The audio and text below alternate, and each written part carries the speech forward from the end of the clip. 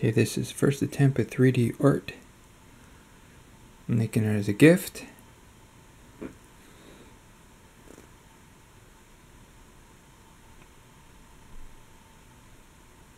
This is the first test one, so didn't film the whole thing in action.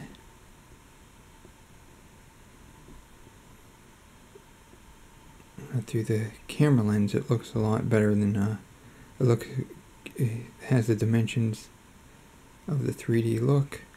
Don't know if that's going to show up on paper when I cut this out. Okay.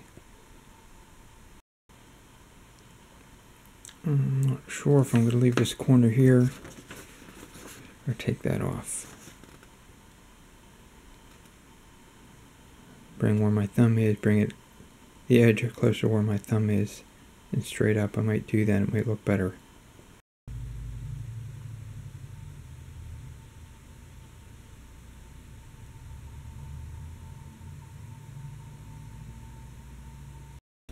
Yeah, I decided to take that edge off.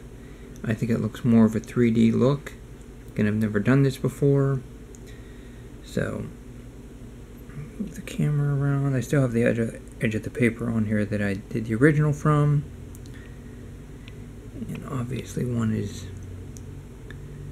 a floating Rossner television R with the shadow underneath, which also fulfills the initials RR, so perfect Hollywood style there. Okay, I'm going to try a 3D art. Obviously this portion will be cut away. The size of it is determined by fitting into this refrigerator magnet flexible frame. Could not find a flat tabletop type of thing. I found this and it sort of just became the idea. So that's the length, which would be, or the dimensions, what would be the corner here. I drew a template, which would be of the letter R, so that both match identical. And again, this is just the prototype, the very first attempt at doing this, to see how this would work. And then I will get the good paper out, and I'll still use this as a template because this fits exactly the dimensions that it was made for, to get this to be the good copy. And whether or not there'll be a video of that,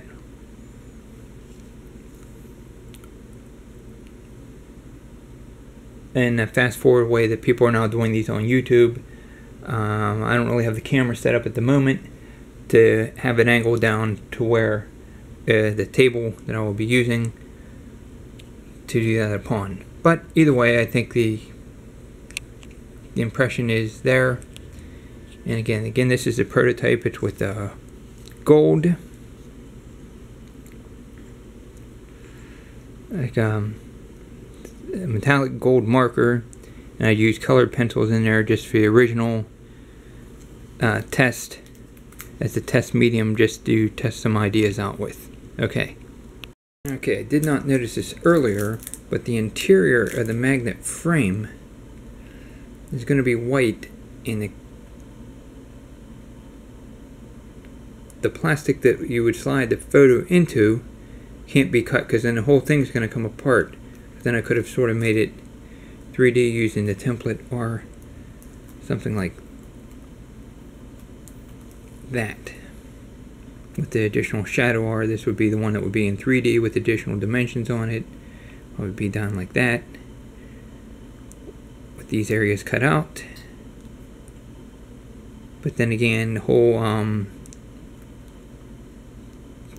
protective frame portion, the clear plastic that it would slide into, would all come apart. So I'm gonna have to think of a different thing. I do have a table frame that's stand up. I was just looking for something flat without any frame or anything edges on it, and this is all I found. But I do have some of the other ones. Maybe it will look neat in a standing up position on a desk, the clearer frames, I'm going to give that one a try.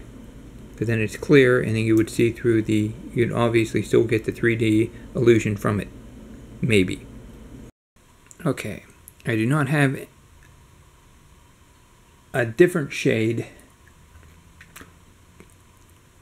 art paper other than I have a dark green pastel paper, which is for artwork.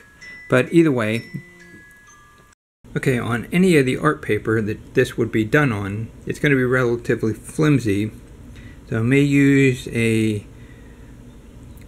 more of a cardboarded back paper, which then I could color that. But as I was saying, I have a dark green pastel paper. I don't know if the shadow R, which is the base R, would show up correctly.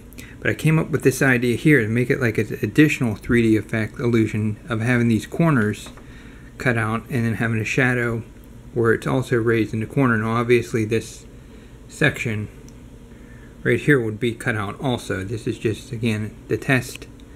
It'd be sort of like, can't get it in the frame of the photo or the camera yet. Something like that. Have like a triple 3D type of effect. Or a double, I guess it would be a double effect. Oh, either way. You're not stupid, you know what I'm talking about. Okay, here's another test version. If this one were to come good, this may end up being the good copy.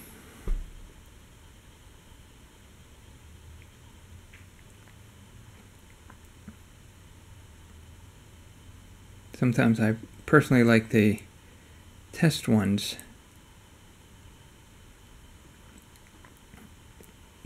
than the actual final good version. We'll see how this one turns out.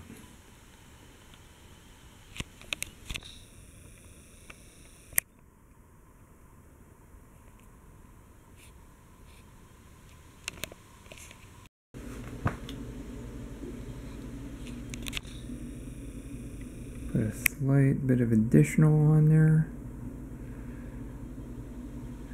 This brown line at the top is not straight where I need it to be. And several lines will be erased before actual additional color is added. Get some additional erasing. Get that look good. Okay, do the second one. The one to the left already has a 3D on the R. The one on the right has a 3D on the lower box. One here has a 3D on the lower. It's going to be like an elevated box that the reflection is on of the floating R, and then of course then it casts the shadow going down the side of the elevated box.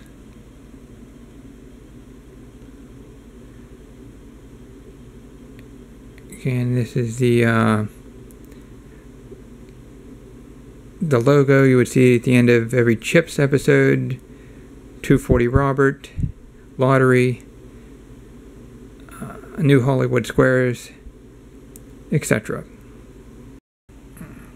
Okay, I have since added the 3-dimensional, if you want to call it that, or you can just say the side angled sides.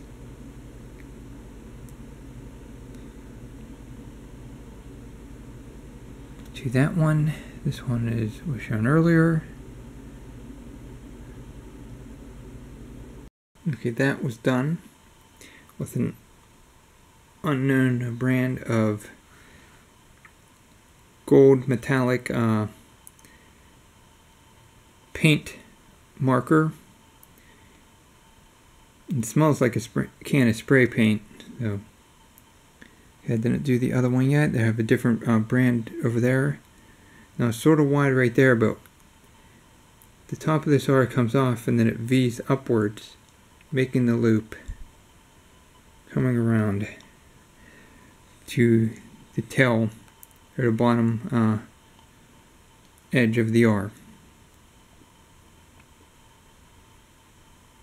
Again, down like that.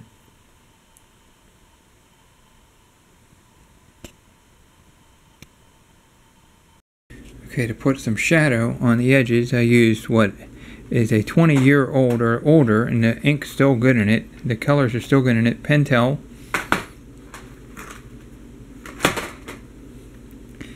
And this is color pen fine point number 360-124.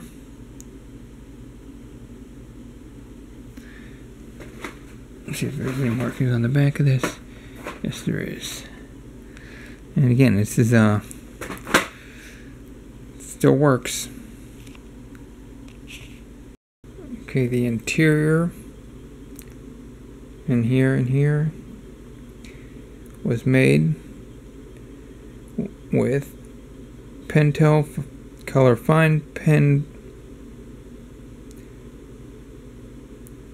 point number S360123. Of course, it's on a gray background, so here is the shadow of the R underneath, which is on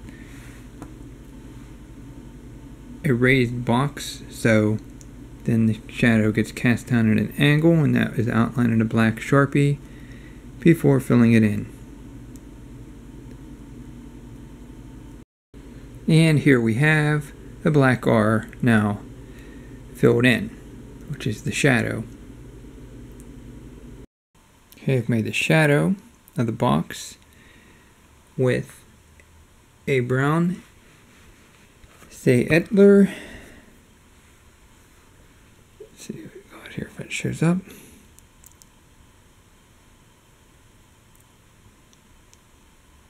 Pencil.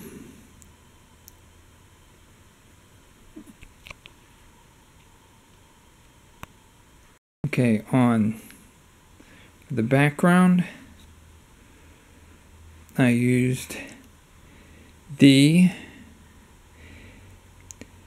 Staedtler, I think it says 12443, which is not really a yellow, it's more of a, maybe of a darker version of a yellow. On a white, it shows up more as a flesh tone. And I might have to touch it up a little bit more with that. Touched up the black with this.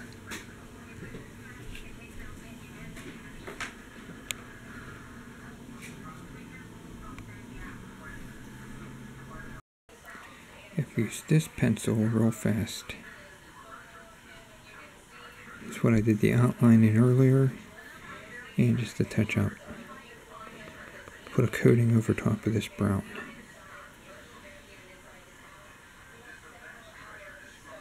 I'm going to use this X-Acto knife to cut it out and then let it sit for a day about and stare at it and see if I'm satisfied with it.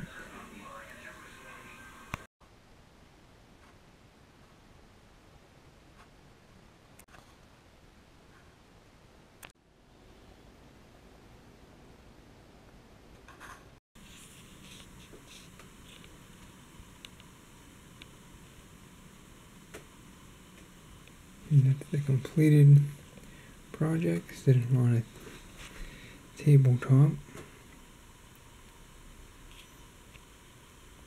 What does that look like?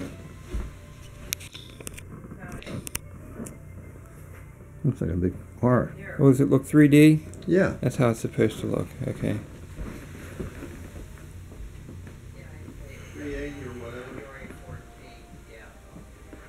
Okay.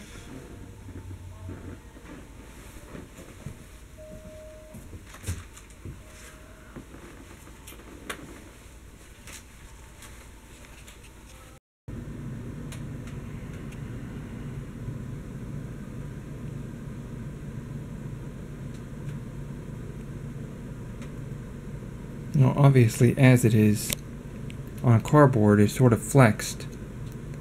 So it's creating a additional shadow that actually would not actually be there.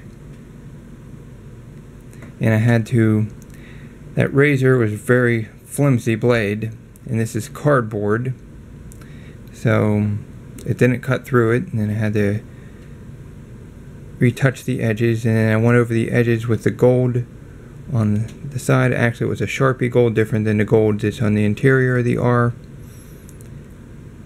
And then some of these edges I used just a yellow, and the felt tip used for this interior color. Then the edges, and here's what the back looks like. Maybe able to see, pull this a little bit more, better lighting. It's sort of rough on the edges there because of the razor did not go all the way through. And then I put my signature on it somewhere in the corner, initials.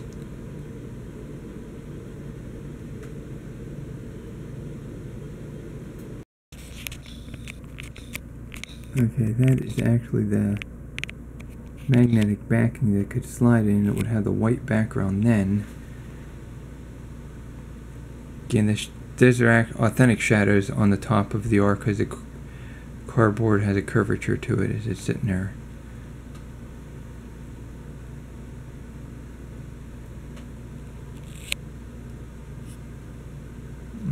Like that. Had a clear frame too, and that's what it would look like in a clear frame. Okay, I've since signed it. Let me see.